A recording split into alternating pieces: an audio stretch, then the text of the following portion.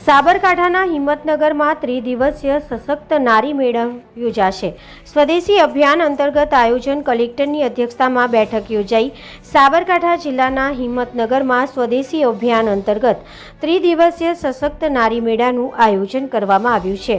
આ મેળો 21 થી 23 ડિસેમ્બર 2025 દરમિયાન યોજાશે, જેના સુચારુ આયોજન માટે જિલ્લા કલેક્ટર લલિત નારાયણ સિંઘ સાધુની અધ્યક્ષતામાં કલેક્ટર કચેરીએ સભાખંડ ખાતે અમલીકરણ અધિકારીઓની બેઠક યોજાઈ હતી।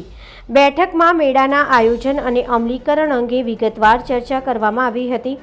કલેક્ટરે જણાવ્યું હતું કે વડાપ્રધાન નરેન્દ્ર મોદીના આત્મનિર્ભર ભારત મહિલા નેતૃત્વ વિકાસ અને સ્વદેશી સશક્તિકરણ વિઝન સાથે સુસંગત આ મેળો મહિલાઓના યોગદાનને પ્રદર્શિત કરવા અને તેમને સશક્ત કરવા માટે એક મંચ પૂરું પાડશે।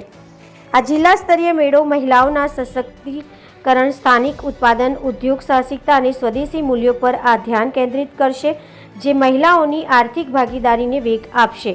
આ બેઠકમાં વિવિધ સમિતિઓની રચના કરવામાં આવી હતી અને નોડલ અધિકારીઓની નિમણૂક કરીને તેને કામગીરી સોંપવામાં આવી હતી। સાથે જ જરૂરી માર્ગદર્શન પણ અપાયું હતું। બેઠકમાં જિલ્લા વિકાસ અધિકારી હર્ષદ વોરા, નિવાસી અધિક કલેક્ટર કૃષ્ણા વાઘેલા, નાયબ ડીડીઓ સહિત વિવિધ વિભાગના અમલીકરણ અધિકારીઓ ઉપસ્થિત રહ્યા હતા।